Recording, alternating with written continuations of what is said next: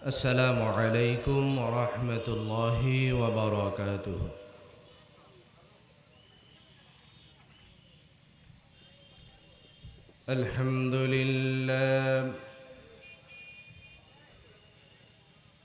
الحمد لله نحمده ونستعينه ونستغفره ونؤمن به ونتوكل عليه ونعوذ بالله من شرور أنفسنا ومن سيئات أعمالنا.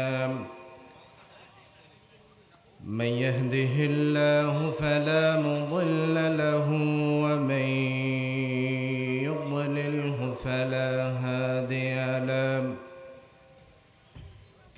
ونشهد أن لا إله إلا الله وحده لا شريك له.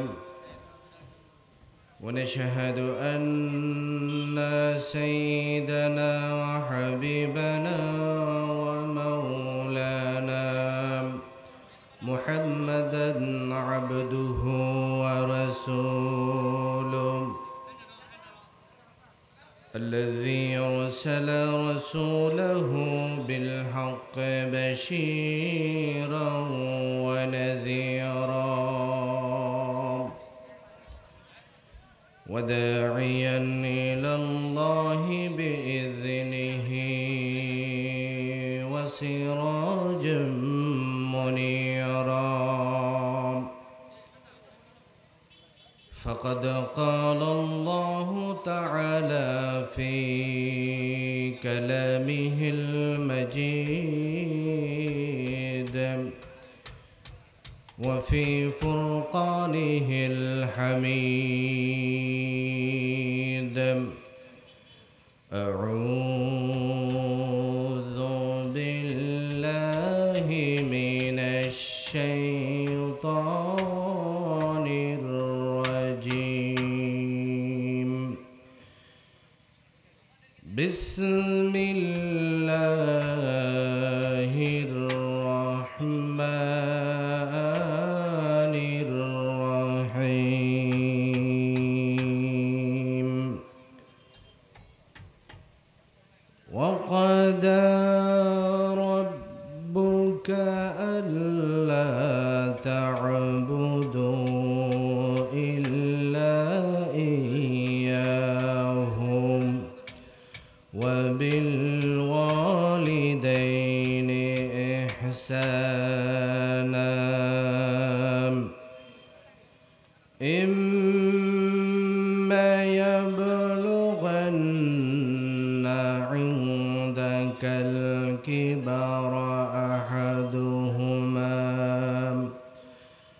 أو كلاهما فلا تقل لهما أف ولا تنهرهما وقل لهما قولا كريما.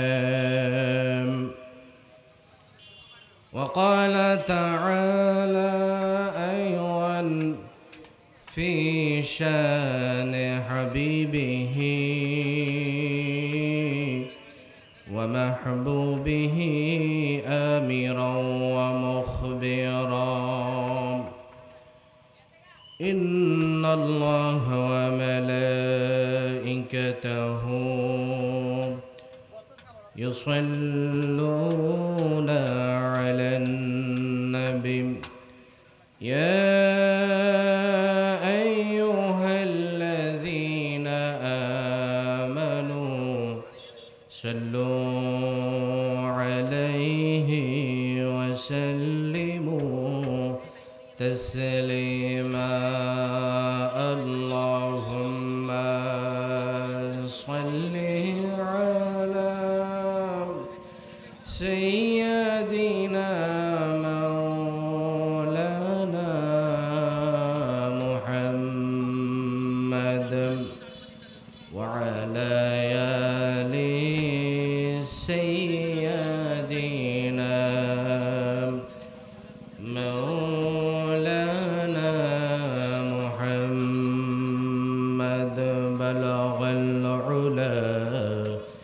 بكماله كشف الدجى بجماله حسنت جميع خصاله صلوا عليه وآله حولائے پھول تم بلبل کا ترنم دینا ہوں جھن دہر میں کلیوں کا تبسم دینا ہوں بلغ العلا بکمالہ كشف الدجى بجماله حسنت جميع خصاله صلوا عليه وآله ঐতিহ্যবাহী পূর্ব তারাকু ইসলামী সমাজ কল্যাণ পরিষদের উদ্যোগে নবমতম ঐতিহাসিক তাফসিরুল কোরআন মাহফিলের মুহতারাম সম্মানিত সভাপতি বিশিষ্ট শিক্ষানুরাগী হযরতুল আল্লামা শ্রদ্ধাভাজন জনাব মাওলানা মুসা আনসারী সাহেব আমাদের আজকের এই মাহফিলে প্রধান মুফাসসির হিসেবে যিনি তাফসির পেশ করবেন হযরতুল আল্লামা জনাব মাওলানা তারেক মনোয়ার সহ অন্যান্য হযরত উলামায়ে কেরাম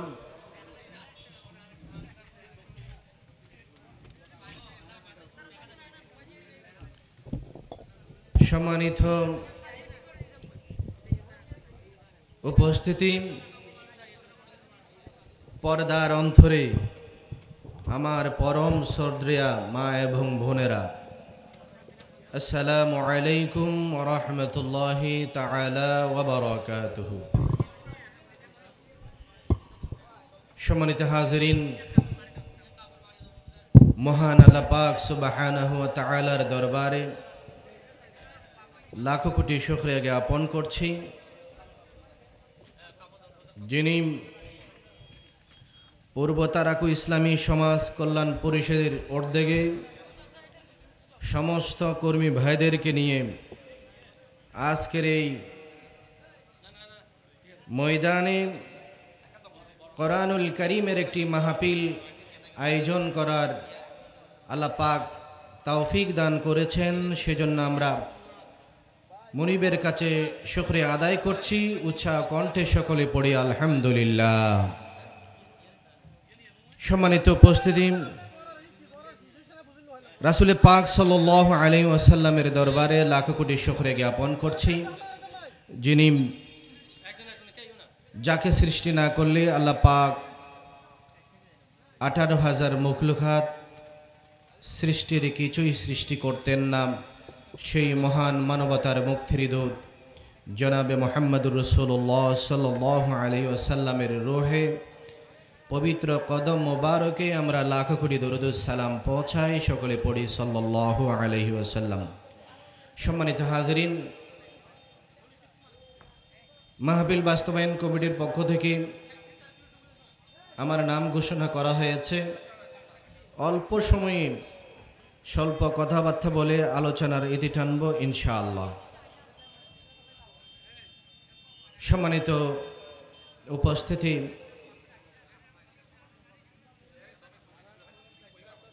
আমি কোরআনুল কারীমের সূরাতুল বনি ইসরাইলের 23 নম্বর আয়াত তেলাওয়াত করেছি উক্ত আয়াতে আল্লাহ পাক সুবহানাহু ওয়া তাআলা দুটি বিষয় নিয়ে নির্দেশনা দিয়েছেন সম্মানিত উপস্থিতি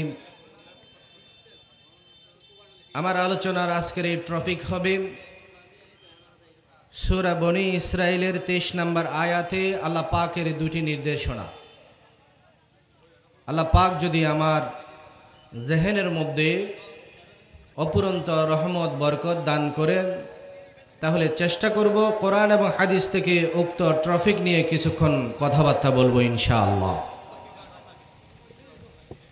সম্মানিত হাজরিন, উক্ত আয়াতে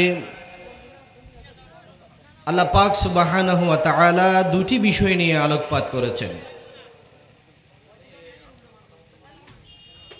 একটি হচ্ছে মহান আল্লাহ পাক সুবহানাহু ওয়া তাআলার গোলামি করা, তার দাসত্বগিরি করা, তার ইবাদত বন্দেগী করা।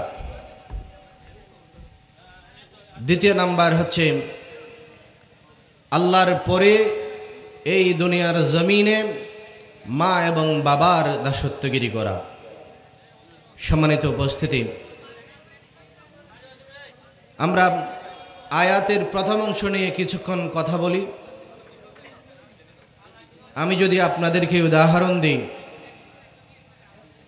আজকের এই মাহফিলের বিশাল আয়োজন, এই মাহফিলের আয়োজন করার একমাত্র উদ্দেশ্য মানব জাতির কাছে কোরআন এবং হাদিসের বাণী পৌঁছে দেওয়া। আমি যদি আরো উদাহরণ দিই, আমি যদি একটি ঘর নির্মাণ করি, ওই ঘর নির্মাণের আমার উদ্দেশ্য থাকবে একটাই, সেটা হচ্ছে ওই ঘরের মধ্যে আমি বসবাস করব। কৃষক যখন মাঠে জমিনের মধ্যে যখন হাল চাষ করে, কৃষকের একটা উদ্দেশ্য থাকে, নিশ্চয়ই কৃষক সেখানে ফসল ফেলবে। সম্মানিত হাজরিন, অনুরূপভাবে আল্লাহ পাক সুবহানাহু ওয়া তাআলা এই জমিনের মধ্যে 18,000 মখলুকাত সৃষ্টি করেছেন।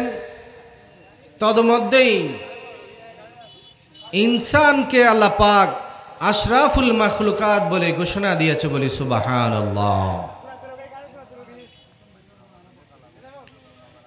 এই ইনসানকে আল্লাহ পাক সৃষ্টি করেছেন, মানুষকে আল্লাহ পাক সৃষ্টি করেছেন নিশ্চয়ই কোনো না কোনো একটা উদ্দেশ্য নিয়ে।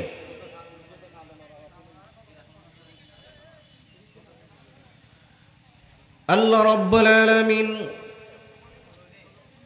মানুষকে সৃষ্টির উদ্দেশ্যে কি জন্য রব্বুল আলামিন মানুষকে সৃষ্টি করেছেন, এই কথা তিনি কোরআনুল কারীমের ভিতরে স্পষ্ট করে জানিয়ে দিয়েছেন। আল্লাহ পাক বলেন, ওয়ামা খালাকতুল জিন্না ওয়াল ইনসা ইল্লা লিয়াবুদুন।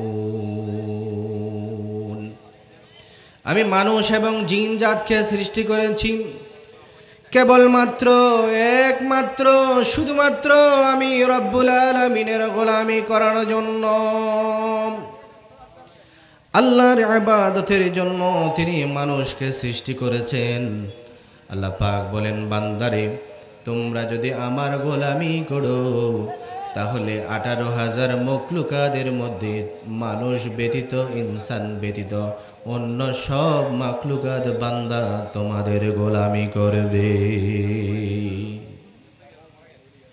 পৃথিবীতে আল্লাহ পাক যত কিছু সৃষ্টি করেছেন, সব সৃষ্টিগুলো কেবলমাত্র মানুষের উপকারের জন্য আল্লাহ পাক সৃষ্টি করেছেন। আর মানুষ যদি একমাত্র আল্লাহর গোলামি করে, আল্লাহর ইবাদত বন্দেগী করে, তাহলে আমার আল্লাহ বলেছেন, বান্দারে আমার অন্য সব সৃষ্টি তোমার গোলামি করবে। এই জন্য ভাইয়ারাম, আল্লাহ রাব্বুল আলামিন কোরআনুল কারীমের ভিতরে সূরাতুল বাকারার 21 নম্বর আয়াতে আল্লাহ পাক আমাদেরকে জানিয়ে দিয়েছেন আমরা কেন তার গোলামি করব। এই কথা আল্লাহ পাক কোরআনে জানিয়ে দিয়েছেন। আল্লাহ রাব্বুল আলামিন বলেন, ইয়া আইয়ুহান নাসু উবুদু রাব্বাকুমুল্লাযী খালাকাকুম ওয়াল্লাযীনা মিন قبلكم لعلكم تتقون আল্লাহ রাব্বুল আলামিন সমগ্র মানুষ জাতিকে ডাক দিয়ে বললেন, ইয়া আইয়ুহান নাস, হে মানব সম্প্রদায়, উবুদুল্লাহ উবুদু রাব্বাকুমুল্লাযী খালাকাকুম, যে রব্বুল আলামিন তোমাকে সৃষ্টি করেছে সেই রব্বুল আলামিনের তোমরা গোলামি করে ইবাদত বন্দেগী করো। যে আল্লাহ আমাদেরকে সৃষ্টি করেছেন আমরা সেই আল্লাহকে বাদ দিয়ে অন্য কারো ইবাদত বন্দেগী করতে পারবো না। এই অর্ডারটা হচ্ছে একমাত্র স্বয়ং আল্লাহ পাকের। আমার ভাইয়ারা, আমরা যখন নামাজে দাঁড়াই, আমরা যখন নামাজ পড়তে দাঁড়াই, বান্দা নামাজে দাঁড়িয়ে দাঁড়িয়ে কত সুন্দর করে বলে, ইয়্যাকা না'বুদু ওয়া ইয়্যাকা নাস্তাঈন। আয় আল্লাহ, একমাত্র তোমার ইবাদত করি এবং তোমার কাছে সাহায্য চাই। এইভাবে করে বান্দা আল্লাহ পাক সুবহানাহু ওয়া তাআলাকে প্রমাণ করে দেয়। বান্দা এইভাবে করে আল্লাহকে প্রমাণ করিয়ে দেয়, আল্লাহ তুমি বান্দাকে যে জন্য সৃষ্টি করেছো বান্দা সেটাই করতেই তাকে বলি সুবহানাল্লাহ। আল্লাহ আমাদেরকে সৃষ্টি করেছেন তার ইবাদতের জন্য, বান্দাই সেটাই করতেই থাকে। নামাজে দাঁড়িয়ে, সালাতে দাঁড়িয়ে বান্দা বলে, ইয়্যাকা না'বুদু, একমাত্র আল্লাহ তোমার ইবাদত করি আর একমাত্র আল্লাহ তোমার কাছে সাহায্য চাই। এজন্য ভাইয়েরা, কোরআনুল কারীমের মধ্যে সূরা বনী ইসরাঈলের 23 নম্বর আয়াতে আল্লাহ পাক বান্দাদেরকে অর্ডার করে দিয়ে দিলেন, নির্দেশ দিয়ে দিলেন, ওয়াকাদা রাব্বুকা আল্লা তা'বুদু। আল্লাহ পাক কোরআনে বলছেন, আমার বান্দারা তোমরা একমাত্র আমার গোলামি করো, আমার ইবাদত বন্দেগী করো। আমি আল্লাহকে বাদ দিয়া তোমরা আর কারো ইবাদত বন্দেগী করো না। সম্মানিত ভাইয়েরা, এই মেসেজটা যুগ যুগ ধরে হযরত আদম আলাইহিস সালাম থেকে আমাদের শেষ নবী বিশ্ব নবী মুহাম্মদুর রাসূলুল্লাহ সাল্লাল্লাহু আলাইহি ওয়াসাল্লাম পর্যন্ত যত নবী রাসূল দুনিয়াতে প্রেরণ করেছেন আল্লাহ পাক সব নবীদেরকে একটাই মেসেজ দিয়েছেন। আল্লাহ রাব্বুল আলামিন এই কথাটাও কোরআনে বলছেন। আল্লাহ রাব্বুল আলামিন কোরআনে বলছেন, আমি যুগ যুগ ধরে যত নবী রাসূল প্রেরণ করেছি সব নবীদেরকে এই কথা জানিয়ে দিয়েছি, তারা যেন এই কথা বলে একমাত্র আল্লাহর গোলামি করে, আর তারা যেন তাগুতের বিরোধিতা করে। আল্লাহ পাক কোরআনে বলেন, ওয়ালাকাদ বা'আথনা ফি কুল্লি উম্মাতিন রাসূলা আন ই'বুদুল্লাহা ওয়াজতানিবুত তাগুত। আল্লাহ পাক সব নবী আলাইহিস সালামদেরকে জানিয়ে দিয়েছেন, ও আমার নবীরা, ও আমার প্রতিনিধি, তোমরা আমার বান্দাদেরকে এই মেসেজটা জানিয়ে দিবে, তারা যেন আমি আল্লাহ পাকের গোলামি করে এবং তাগুতের বিরোধিতা করে। সুতরাং আমরা নবীদের নির্দেশনা মোতাবেক সব সময় কার গোলামি করব? বলেন, আল্লাহর গোলামি করব। কেন আল্লাহর গোলামি করব? যেহেতু রব্বুল আলামিন আমাদেরকে সৃষ্টি করেছেন, আমরা সেই জন্য তার গোলামি করব। আর আমরা যদি তার গোলামি করি অবশ্যই আল্লাহ পাক আমাদের উপরে সন্তুষ্ট হয়ে যাবে। আমি আপনাদেরকে মিসাল দিই, উদাহরণ দিই বোঝার জন্য।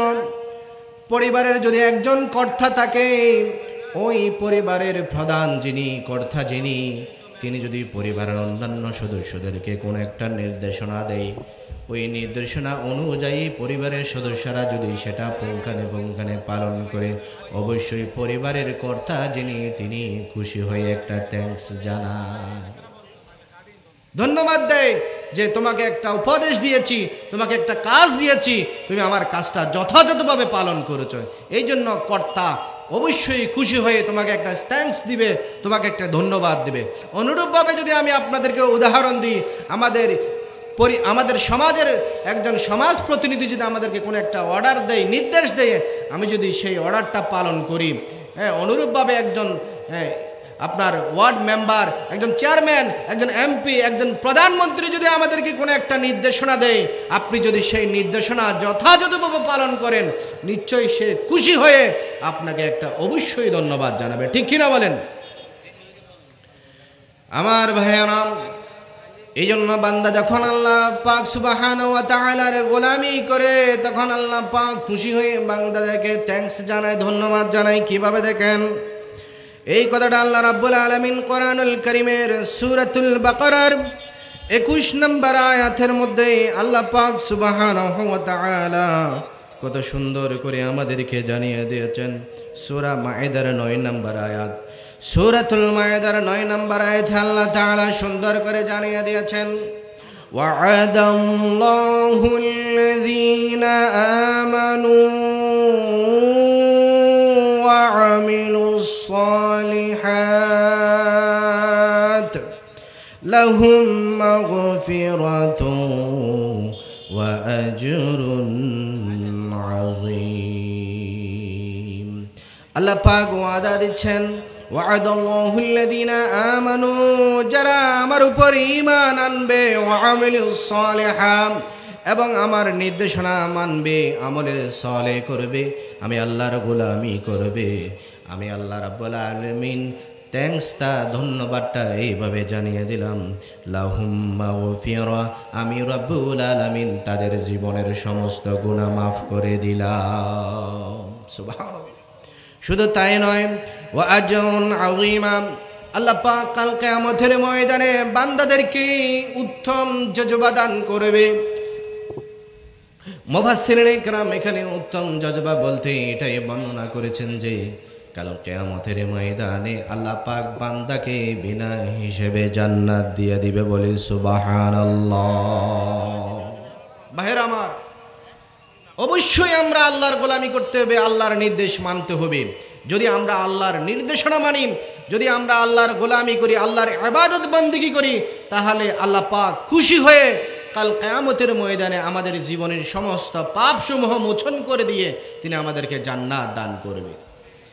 পরিবারের কর্তা যদি খুশি হয়, আপনি কাজটা করে দিলে তিনি যেমন ধন্যবাদ জানাবে, আপনাকে খুশি করবে। আর আপনার পরিবারের কর্তা যিনি আপনাকে নির্দেশনা দিয়েছেন, তার কথা যদি আপনি অমান্য করেন, তিনি অবশ্যই রাগান্বিত হবেন কি না হবে? অবশ্যই তিনি রাগান্বিত হবে। রাগান্বিত হয়ে হয়তোবা আপনাকে ধমক দিতে পারে, হয়তোবা আপনাকে মারধর করতে পারে, হয়তোবা আপনাকে বাড়িঘর ঘর থেকে আপনাকে তাড়িয়ে দিতে পারে। এইভাবে পরিবারের কর্তা যিনি, তিনি চাইলে যে কোনো একটা অ্যাকশন আপনার বিরুদ্ধে নিতে পারে, যদি আপনি পরিবারের কর্তার যদি আপনি কোনো নির্দেশনা না মানেন। ঠিক তদ্রূপলি বান্দা যখন আল্লাহ পাক সুবহানাহু ওয়া তাআলার নির্দেশনা যখন মানবে না, আল্লাহর হুকুম হাকম যখন মানবে না, তখন আল্লাহ পাক রাগান্বিত হয়ে যায়। আল্লাহ পাক তখন রাগান্বিত হয়ে বান্দাদেরকে বলে, ওয়াল্লাযীনা কাফারু ওয়া কাযযাবু বিআয়াতিনা উলাইকা আসহাবুল জাহিম।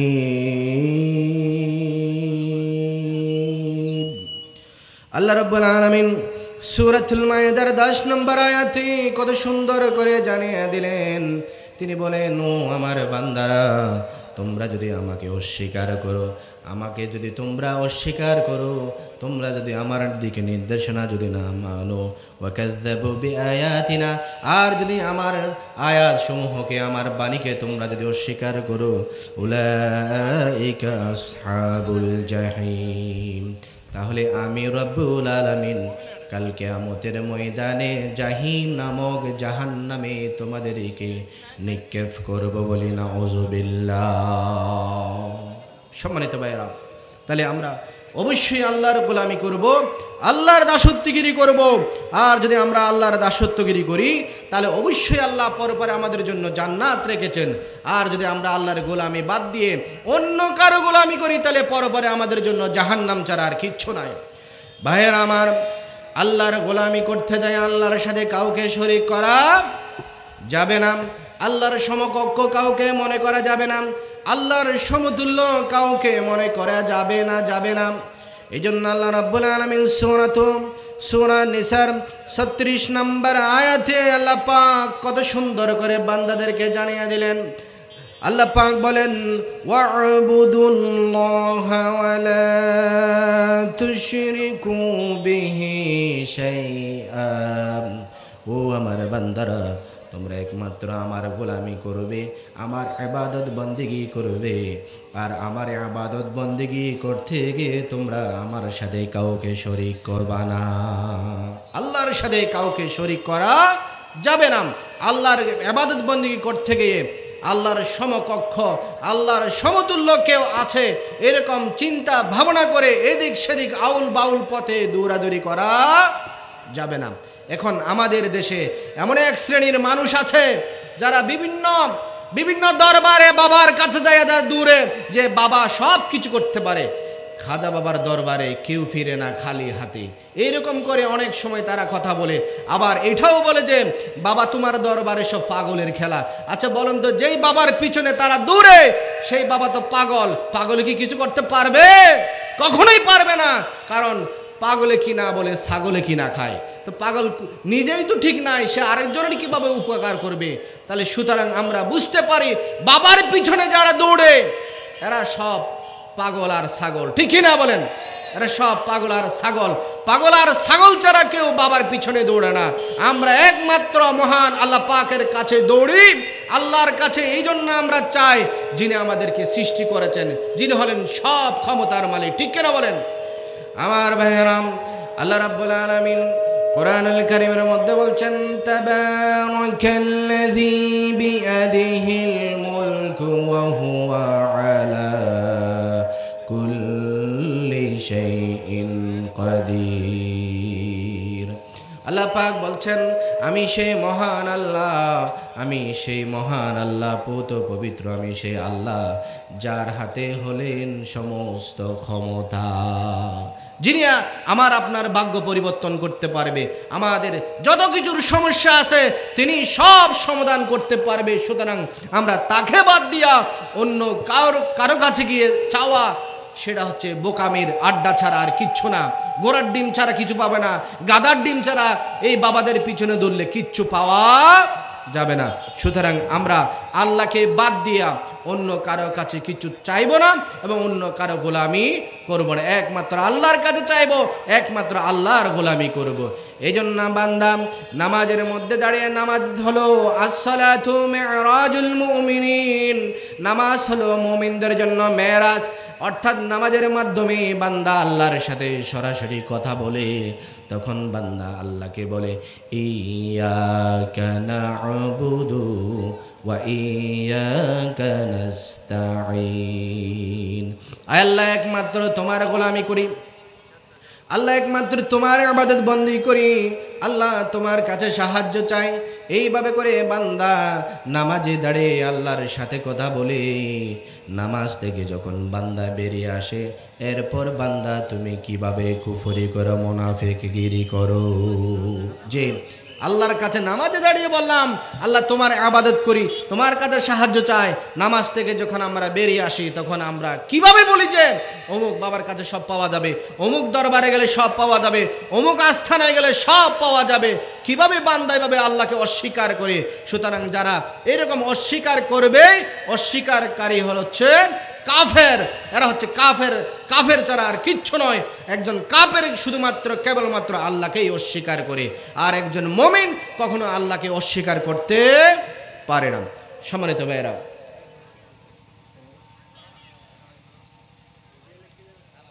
সম্মানিত ভাইয়েরা, আমি যে আলোচনার টপিক আপনাদেরকে বলেছিলাম সূরাতুল বনি ইসরাইলের 23 নম্বর আয়াত, এখানে প্রথম অংশ ছিল মহান আল্লাহ পাকের গোলামি করা, আর দ্বিতীয় অংশ ছিল মা বাবার খেদমত করা। সম্মানিত হাজরিন, আল্লাহর গোলামির পরে আল্লাহর ইবাদত বন্দেগী করলে জান্নাত পাওয়া যাবে। আল্লাহকে অস্বীকার করলে, আল্লাহর আয়াতকে অস্বীকার করলে জাহান্নাম ছাড়া আর কিচ্ছু পাওয়া যাবে না। ঠিক তদ্রূপলি আল্লাহ পাক কোরআনুল কারীমের মধ্যে তার গোলামির পরে এই জমিনের মধ্যে সবচেয়ে বান্দা কার গোলামি করবে এই কথাটাও তিনি কোরআনের মধ্যে আমাদেরকে জানিয়ে দিয়েছেন। আল্লাহ রাব্বুল আলামিন কোরআনুল কারীমের মধ্যে বলেন, ইল্লা ইয়াহু ওয়া বিল ওয়ালিদাইনি ইহসানা। আল্লাহ পাক বলেন, ও আমার বান্দারা, আমার ইবাদত বন্দেগীর পরে, আমার গোলামির পরে তোমরা তোমার মা বাবার খেদমত করবা। সুবহানাল্লাহ। আল্লাহর পরে এই জমিনের মধ্যে আমরা সবচেয়ে যার সাথে উত্তম আচরণ করব, খেদমত করব, তিনি হলেন আমার মা এবং আমার বাবা। এই কথাটা স্বয়ং আল্লাহ পাক কোরআনের কারিমের মাধ্যমে আমাদেরকে জানিয়ে দিয়েছেন। আর কোরআনে বলা মানে সেটা আমাদের জন্য ফরজ। মা বাবার খেদমত করা সেটা সন্তানের জন্য আল্লাহ পাক ফরজ করে দিয়েছে। আমার ভাইয়েরা, বিশ্বনবী মুহাম্মদুর রাসূলুল্লাহ সাল্লাল্লাহু আলাইহি ওয়াসাল্লাম বলেছেন, হিয়া নারুকা ওয়া জান্নাতুকা। তুমি যদি মা বাবার খেদমত করো তাহলে মা বাবার খেদমতের মাধ্যমে তুমি জান্নাত অর্জন করে নিতে পারবা। আর যদি মা বাবার খেদমত না করো তাহলে তোমার জন্য জাহান্নাম। এই জন্য ভাইয়েরা, হাদিসের মধ্যে বিশ্বনবী অন্য জায়গায় বলেছেন, আল জান্নাতু তাহতা কাদামি উম্মাহাতিকুম। মায়ের পদতলে হচ্ছে সন্তানের জান্নাত, সন্তানের বেহেশত। বান্দা সন্তান যখন মা বাবার খেদমত করবে, রাসূল সাল্লাল্লাহু আলাইহি ওয়াসাল্লাম আমাদেরকে সার্টিফাইড করে দিয়েছেন যে আল্লাহর পরে যখন মা বাবার খেদমত করবা তাহলে মা বাবার খেদমতের মাধ্যমে তোমার জান্নাত ওয়াজিব হয়ে যাবে। সুবহানাল্লাহ। আমার ভাইয়েরা, এই জন্য আমরা আল্লাহর পরে মা বাবার খেদমত করব। আল্লাহর খেদমত করলে, আল্লাহর গোলামি করলে আল্লাহ যেভাবে ওয়াদা দিয়েছেন পরবারে জান্নাত পাওয়া যাবে, ঠিক তদ্রূপলি বিশ্বনবী মুহাম্মদুর রাসূলুল্লাহ সাল্লাল্লাহু আলাইহি ওয়াসাল্লাম হাদিস শরীফের ভিতরে বলে দিয়েছেন, ও আমার উম্মতেরা, তোমরা যদি মা বাবার খেদমত করো তাহলে তোমাদের জন্য রয়েছে পরপারে জান্নাত। সুবহানাল্লাহ। আচ্ছা বলেন তো, যে আল্লাহর ইবাদত করলে জান্নাত পাওয়া যাবে, আল্লাহর পরে মা বাবার খেদমত করলে জান্নাত পাওয়া যাবে, এর বাইরে অন্য কারো খেদমত করলে জান্নাত পাওয়া যাবে, অমুক বাবার পূজা করলে, অমুক বাবার সেবা করলে, অমুক বাবার দরবারে যায় আপনি রাত দিন 24 ঘন্টা যদি আপনি মাথা ফাটাই ফেলেন, এরপরও আপনি জান্নাত পাওয়া যাবে, এইরকম উপকারিতা একটা কথা আমাদের নবীকে আমাদেরকে বলতেন না? অবশ্যই তিনি বলতেন। রাসূল জানেই আল্লাহর ইবাদত করলে জান্নাত পাওয়া যাবে, আর মা বাবার খেদমত করলে জান্নাত পাওয়া যাবে। সেজন্য আল্লাহর নবী জনাবে মুহাম্মদুর রাসূলুল্লাহ সাল্লাল্লাহু আলাইহি ওয়াসাল্লাম বলে দিয়েছেন আমাদেরকে, মা হচ্ছে তোমার জান্নাত আর মা হচ্ছে তোমার জন্য জাহান্নাম। তুমি যদি মার খেদমত করো তাহলে জান্নাত পাবে, আর যদি তুমি যদি মা বাবার বেয়াদবি করো, মা বাবার সাথে যদি তুমি দুর্ব্যবহার করো তাহলে তোমার জন্য জাহান্নাম। ঠিক কিনা?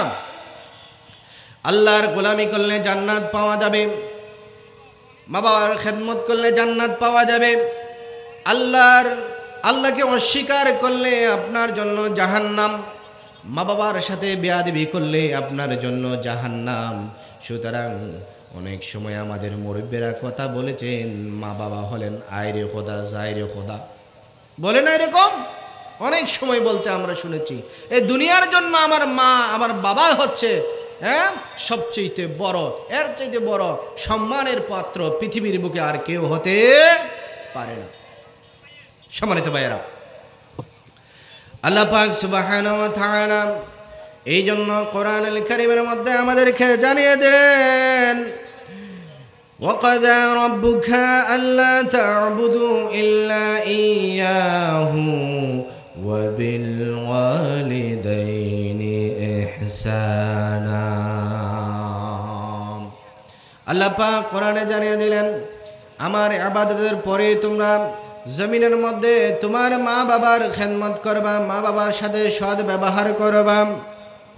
এই কথাটা আল্লাহ পাক কোরআনের মাধ্যমে আমাদেরকে নির্দেশ দিয়েছেন। আমরা যদি মা বাবার খেদমত করি তাহলে রাসূল আমাদেরকে সার্টিফিকেট দিয়েছেন যে আমরা পরপারে জান্নাত লাভ করতে পারবো। সুবহানাল্লাহ। হাদিস শরীফের ভিতরে একজন সাহাবী নবী করিম সাল্লাল্লাহু আলাইহি সাল্লাম হাদিস শরীফের ভিতরে বর্ণনা করেছেন, একজন সাহাবী বিশ্বনবী মুহাম্মদ সাল্লাল্লাহু আলাইহি সাল্লামকে এসে জিজ্ঞেস করলেন, ইয়া রাসূলুল্লাহ, ইয়া হাবিবাল্লাহ, দুনিয়ার বুকে আল্লাহর ইবাদত বندگির পরে সবচাইতে আমি কার বেশি খেদমত করব? রাসূল সাল্লাল্লাহু আলাইহি সাল্লাম বললেন, ও আমার সাহাবীরা, তোমরা আল্লাহর পরে দুনিয়ার জমিনে সবচাইতে যে বেশি খেদমত করবে তোমার মায়ের। সাহাবী জিজ্ঞেস করলেন, ইয়া রাসূলুল্লাহ, ইয়া হাবিবাল্লাহ, মায়ের খেদমত করব, ভালো কথা বুঝলাম, এরপরে কার খেদমত করব? নবী করিম সাল্লাল্লাহু আলাইহি ওয়াসাল্লাম বললেন, ও আমার সাহাবীরা, তোমরা মায়ের খেদমত করবা। তৃতীয় নম্বরে সাহাবী নবী করিম সাল্লাল্লাহু আলাইহি ওয়াসাল্লামকে জিজ্ঞেস করলেন, ইয়া রাসূলুল্লাহ, ইয়া হাবিবাল্লাহ, এরপরে কার খেদমত করব? রাসূল সাল্লাল্লাহু আলাইহি ওয়াসাল্লাম বললেন, ও আমার সাহাবীরা, তুমি অথবা তোমরা তোমার মায়ের খেদমত করবা। তোমরা মায়ের খেদমত করবা। একবার, দুইবার, তিনবার করে মায়ের খেদমত করার কথা রাসূল সাল্লাল্লাহু আলাইহি ওয়াসাল্লাম হাদিস শরীফের ভিতরে বর্ণনা করেছেন। এরপরে সাহাবী বিশ্বনবী মুহাম্মদ সাল্লাল্লাহু আলাইহি ওয়াসাল্লামকে জিজ্ঞেস করলেন, ইয়া রাসূলুল্লাহ, ইয়া হাবিবাল্লাহ, তৃতীয়বারের পরে চতুর্থবারে আমি কার খেদমত করব?